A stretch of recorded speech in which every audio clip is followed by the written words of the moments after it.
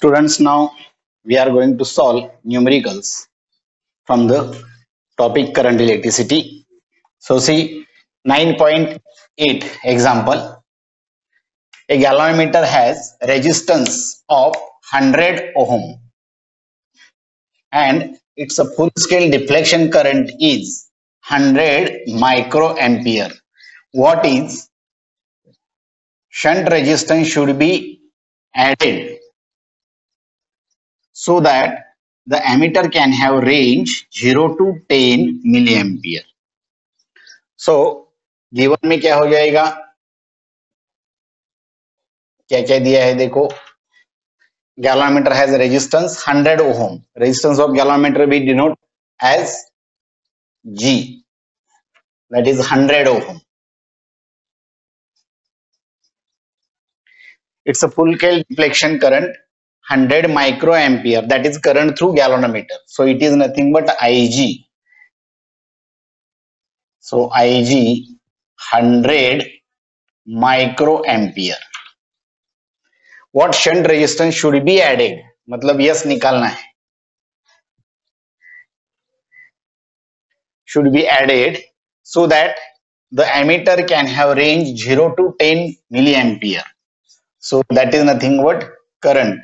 इतना करंट हमको मेजर करना है. ये रेंज 0 से 10 milliampere. So maximum current that should be 10 milliampere. So I is 10 milliampere. Now we have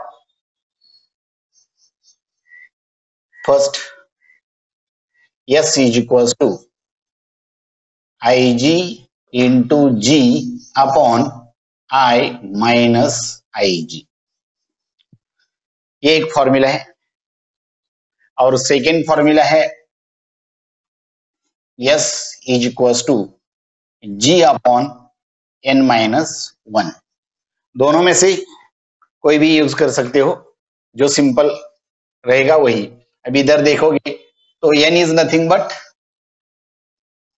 I is equals to N into Ig.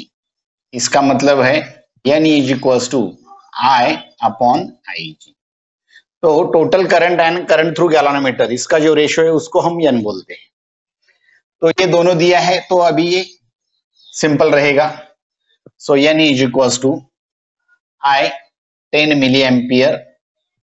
तो milli ampere, so there is 10 raised to minus 3 divided by Ig 100 microampere, that is 10 raised to minus 6. तो कितना हो जाएगा देखो, that is ये ऊपर लिया तो 10 raised to 6, so 10 into 10 raised to 3 divided by 100. So one zero get cancel and that is nothing but 10 raised to 2, that is 100. तो n की वैल्यू हो गई 100. तो ये वैल्यूज फॉर्मूला यूज करेंगे. S is equals to G upon N minus 1, that is G, resistance of galvanometer, that is 100 upon N, that is also 100 minus 1. So that is equals to 100 divided by 99 ohm. So that is the required value of shunt resistance that should be added. तो ये हो गया solution.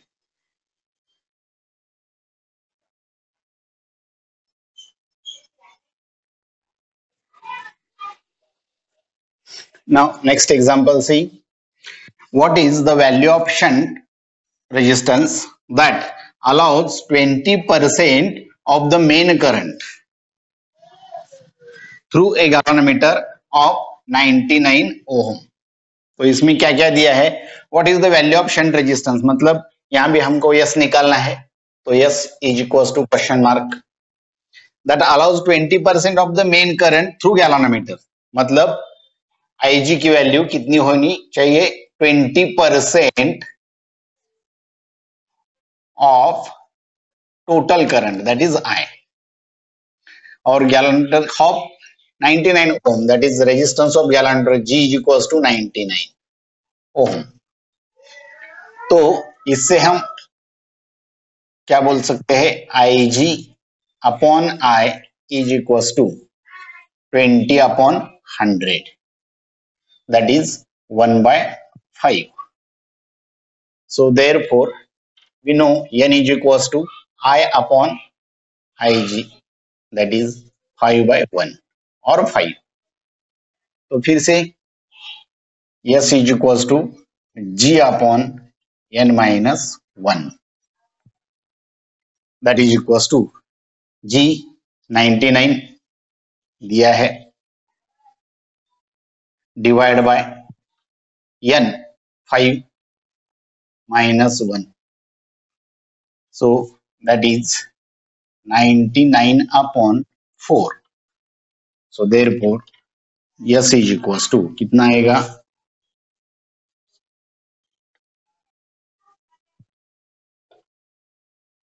24.75 ohm.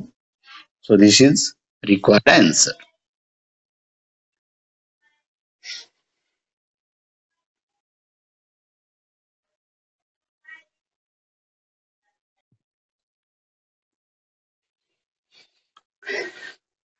Third example now see.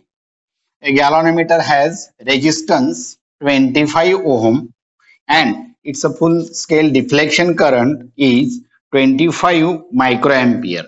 What resistance should be added to it to have range 0 to 10 volt? तो galvanometer का resistance दिया है 25 ohm, we can say as G is equals to 25 Om.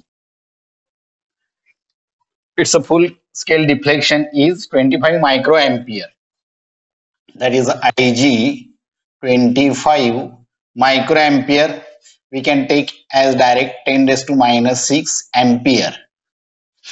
What resistance should be added to it to have range 0 to 10 volt? अभी ये voltage measure करना है, सो that is V 10 volt. और voltage measure करने के लिए गैलोमीटर का use करना है, इसका मतलब ये वोल्ट मीटर जैसे यूज करना है. तो what resistance should be added, so that is we have to calculate R और यू कैन से X. फॉर्मूले में हमने थ्योरी में X यूज किया है तो X ले सकते हैं, तो X हमको कैलकुलेट करना है.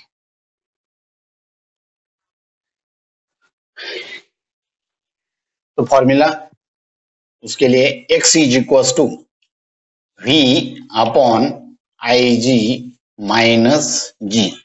ये डायरेक्ट फॉर्मूला है, आई जी दिया है, V भी दिया है, all values are given. So X is equal to V 10 volt divided by I G 25 into 10 raised to minus 6 minus G, that is 25. So X is equals to, ये ऊपर आएगा तो ये 10 into 10 raised to 6 divided by 25 minus 25. अब ये और ये convert करना पड़ेगा, सब्ट्रैक्शन है. सो X is equals to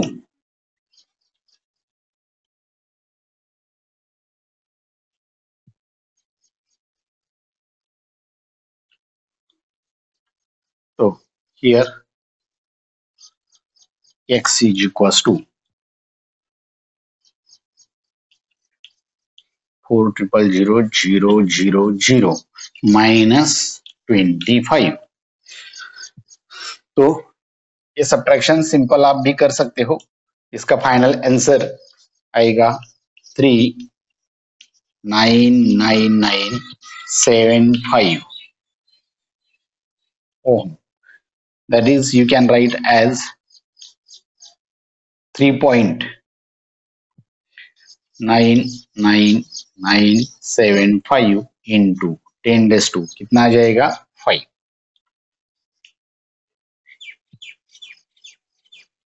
So this is required resistance to measure potential for the range 0 to 10 volt.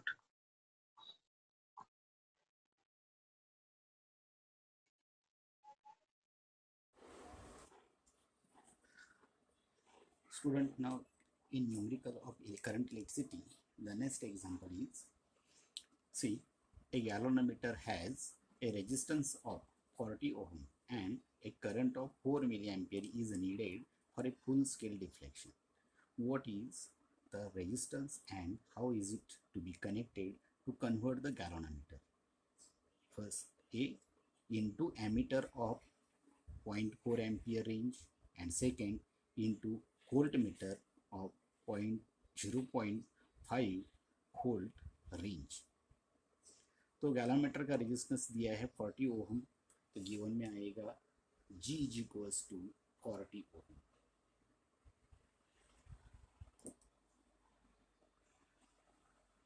उसके आगे current of 4 milli ampere, current through galvanometer is 4 milliampere, so that is nothing but Ig. So Ig is equals to 4 milliampere. अब ये milli ampere का ampere में करना है तो into 10⁻³ ampere. उसके बाद what is the resistance and how it is to be connected to convert galvanometer into ammeter of 0.4 ampere range. तो एमीटर कन्वर्ट करना है तो उसके लिए रेजिस्टेंस जो लगता है तो उसको हम शंट रेजिस्टेंस बोलते हैं. इसका मतलब शंट रेजिस्टेंस यस निकालना है. और एमीटर की रेंज है 0.4 ampere, that is nothing but current through galvanometer, current through circuit.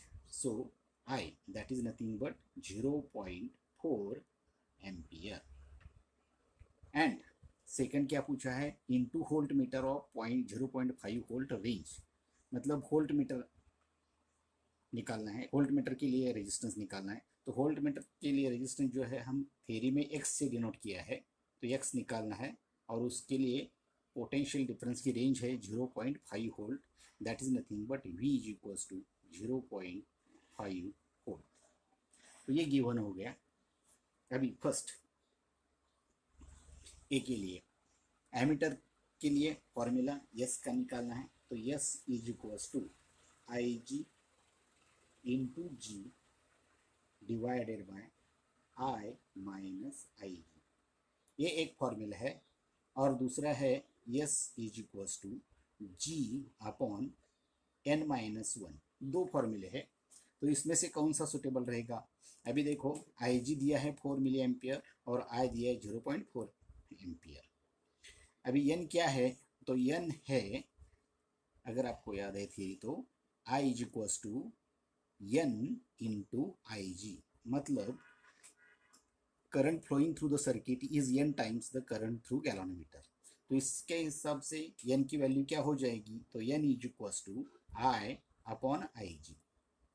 तो ये जो रेशो है उसको n बोलते हैं. तो दोनों दिया है तो ये सिंपल होगा. तो n निकालते हैं, n इज इक्वल्स टू आई की वैल्यू 0.4 एम्पियर और आई जी की वैल्यू 4 इंटू 10⁻³ 4 इंटू 10⁻³. तो ये पॉइंट कैंसिल किया तो 10⁻⁻1 हो जाएगा. कैंसिल होने के बाद ऊपर आएगा 4 इंटू 10⁻² डिवाइडेड बाय 4. तो ये 4 कैंसिल हो गया. सो 10⁻² दैट इज नथिंग बट 100. ये n की वैल्यू हो गई. तो अब फॉर्मूला यूज करते हैं. S is equals to G upon n-1, that is G की वैल्यू मतलब गैल्वेनोमीटर का resistance 40 ohm divide by n, that is 100 minus 1. So 40 by 99. So therefore S की वैल्यू हो गई 40 अपॉन 99 ohm. So this is required resistance or shunt resistance for ammeter. Now B option वो volt meter के लिए है. तो वोल्ट मीटर के लिए x की value I mean formula x is equals to V upon I G minus G. ये formula है. तो x is equals to V की value 0.5 volt, 0.5 volt Ig current through galvanometer, that is 4 into 10 raised to minus 3 minus G, that is 40. तो ये point cancel करने के बाद ऊपर आएगा 5 इंटू, ये ऊपर जाने के बाद प्लस हो जाएगा और ये कम हो जाएगा, so 5 into 10 raise to 2 divided by 4 minus 40. So that is equals to x is equals to 5 into 10 raised to 2, that is 100. So 500 upon 4 minus 40. So which is equals to, cancel किया तो हो जाएगा 125 माइनस 40. तो 125 minus 40, तो इसका मतलब वो हो गया 85. So therefore x is equals to 85 ohm. तो ये हो गया रिक्वायर्ड रेजिस्टेंस फॉर वोल्टमीटर.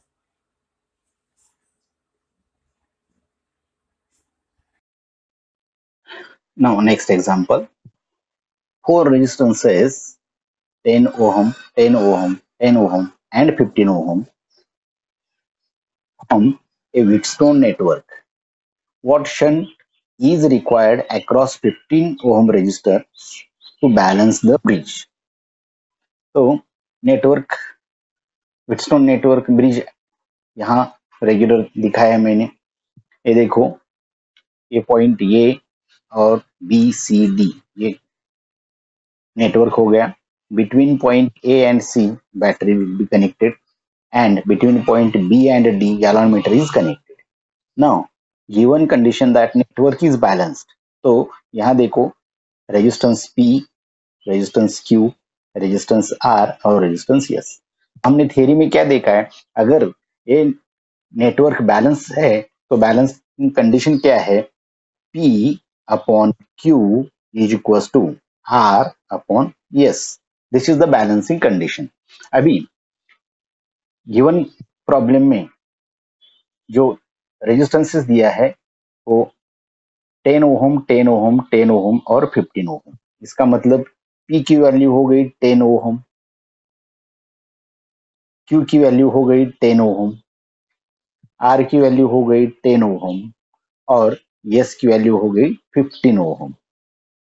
तो ये वैल्यू हो गई. अब ये बैलेंसिंग करने के लिए इधर जो शंट रेजिस्टेंस है वो 15 ओम है, तो इसको कौन सा शंट रेजिस्टेंस कनेक्ट करना पड़ेगा. तो ये अगर बैलेंस करना है तो इसकी वैल्यू कम होनी चाहिए, क्योंकि अगर आप देखोगे P बाई Q मतलब P बाई Q 10/10, तो इसका रेशो एक ही आएगा. तो उतना ही रेशो इस दोनों का R और S का रेशो भी उतना ही होना चाहिए. इसका मतलब ये रेजिस्टेंस कम करना चाहिए, तो इसको पैरेलल रेजिस्टेंस दूसरा कनेक्ट करना है, दैट इज शंट रेजिस्टेंस. तो late S is equals to shunt resistance connected. तो 15 ओम को ये शंट रेजिस्टेंस S कनेक्ट करना है पैरेलल में, तो required equivalent resistance R EQ is equals to क्या हो जाएगा, पैरेलल में कनेक्ट करना है तो 15 multiply by S upon 15 plus S. So that is 15S upon 15 plus S. तो यहाँ की ये वैल्यू हो गई, ये वैल्यू यहाँ की इक्विवेलेंट वैल्यू हो गई. अभी ये और ये तो चलो दिखाते, रेशो ही लिखते हैं. P upon Q is equals to R by S. तो यहाँ वैल्यू सब्स्टिट्यूट किया तो क्या हो जाएगा, 10/10 इज इक्वल्स टू 10 अपॉन, ये इक्विवेलेंट वैल्यू आ गई 15S अपॉन 15 प्लस S.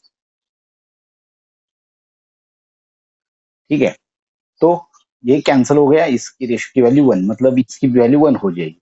तो therefore 10 upon 15S divided by 15 plus S is equals to 1. इस रेशो की वैल्यू 1, तो ये यहाँ जाएगा. सो देयरफॉर क्या हो जाएगा, इक्वल हो जाएगा दोनों, इसकी वैल्यू 10 हो जाएगी यहाँ जाने के बाद multiply. So therefore 15S divided by 15 plus S is equals to 10. Taking cross multiplication, therefore 15s is equals to, ये यहाँ मल्टीप्लाई हो जाएगा तो 150 प्लस 10s, तो ये यस इधर आएगा, so therefore 15s minus 10s is equals to 150. It gives you 5s is equals to 150. Therefore, s is equals to 150 divided by 5, which gives you 30. तो s की वैल्यू 30 ओम आ गई. इसका मतलब क्या, इस 15 ओम रेजिस्टेंस के साथ 30 ओम रेजिस्टेंस अगर पैरेलल में कनेक्ट किया तो नेटवर्क बैलेंस हो जाएगा. Now next example. A battery of EMF 4 volt and internal resistance 1 ohm is connected in a parallel with another battery of EMF 1 volt and internal resistance 1 ohm with their like poles together. The combination is used to send current through an external resistance of 2 ohm. Calculate the current through external resistance. तो current calculate करना है. तो given क्या क्या, battery of EMF 4 volt. अभी यहाँ दो batteries है तो लेते ही उसका EMF E1 4 volt and internal resistance say as R1, that is 1 ohm, is connected in parallel with another battery of EMF 1 volt E2, that is 1 volt, and internal resistance कितना, that is also 1 ohm. तो ये जो connection है क्या connection है, parallel connection.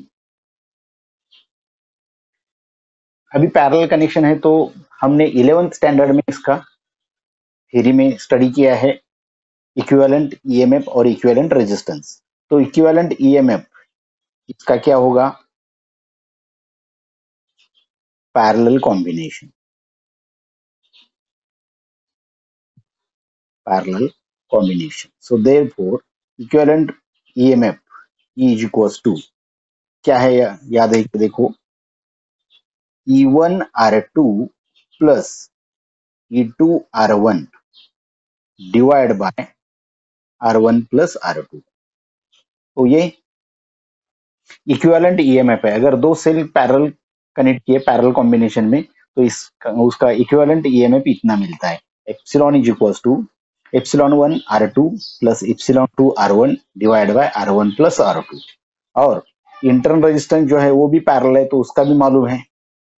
तो RP is equals to R1 R2 upon R1 plus R2. तो इस दोनों की इक्विवेलेंट वैल्यू पहले निकालनी पड़ेगी. So epsilon is equals to E1 that is 4 multiplied by R2 1 plus epsilon 2 1 multiplied by R1 1 divided by R1 plus R2, that is nothing but 1 plus 1. और इधर RP is equals to 1 into 1 divided by 1 plus 1. तो epsilon मिल जाएगा 4 plus 1 divided by 2 and RP is equals to 1 divided by 2. तो epsilon की value मिल जाएगी, that is nothing but 5/2 which is 2.5. और इधर RP is equals to मिल जाएगा 0.5. तो ये इक्विवेलेंट इंटरनल रेजिस्टेंस, ये इक्विवेलेंट ईएमएफ. अभी हमको क्या निकालना है, करंट थ्रू एक्सटर्नल रेजिस्टेंस. तो उसके लिए फॉर्मूला क्या है, हमारे पास एक्सप्रेशन है EMF is equals to I into R plus small r. That means EMF is equals to current multiply by effective resistance. तो ये इस फॉर्मूले से हम क्या कर सकते हैं, I current I is equals to epsilon divided by R plus small r. तो ये क्या हो गया, इफेक्टिव EMF और ये इफेक्टिव रेजिस्टेंस. तो खाली अभी इसको वैल्यू सब्स्टिट्यूट करना है. So that is I is equals to effective EMF हमने निकाला है, that is 2.5, और इफेक्टिव रेजिस्टेंस मतलब external resistance plus internal resistance. तो एक्सटर्नल रेजिस्टेंस दिया है 2 ओम, इधर हमने लिखा नहीं, अब यहाँ लिखते हैं एक्सटर्नल रेजिस्टेंस 2 ओम और इंटरनल रेजिस्टेंस 0.5। तो यहाँ क्या आएगा 2 plus 0.5, so that is nothing but 2.5 divided by 2.5, which is equals to 1, and therefore current through external resistance is 1 ampere। ये हो गया required answer।